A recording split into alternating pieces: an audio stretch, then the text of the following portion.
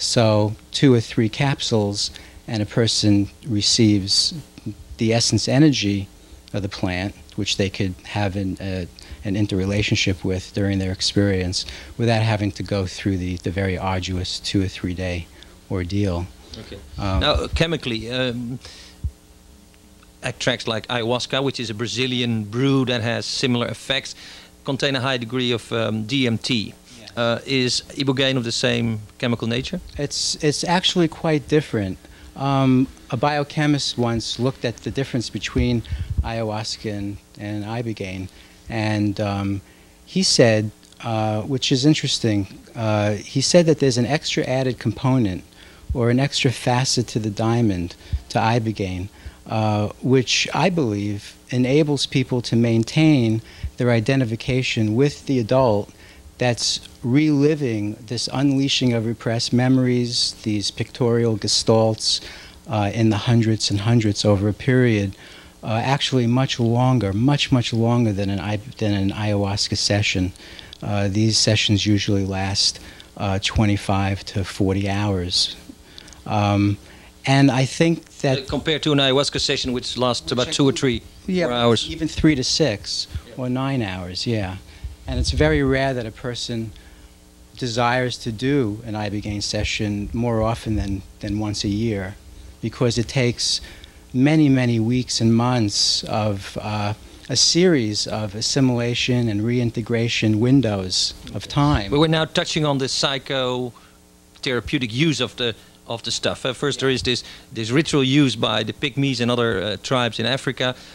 We've heard from Mr. Lieberman, who did research with those people, that well, not funny, but very interesting, that, for instance, the incidence of AIDS is far less with the Pygmies compared to the tribes around it that don't take the Ibogaine. So the Ibogaine also seems to have some other medical benefits. Yeah, well, the only thing that I found out about that particularly is that physical therapists have done sessions with people before and after their experience, and they found that the lymphatic system has been cleansed profoundly.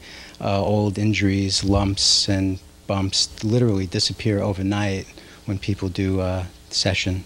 But other than that, I don't know any physical positive side effects. But so it is a strong, say, tool for psychotherapeutic work. In general, does that mean that people have a residue, a traumatic, an archive of traumatic experience in their body, in their mind? They remember when they were a child, they fell out of this, or their mother beat them, all that stuff.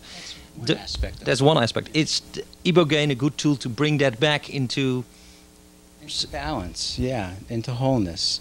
There seems to be a tremendous, profound discharge of extraneous material, superfluous to our intrinsic self, when a person does an Ibogaine session.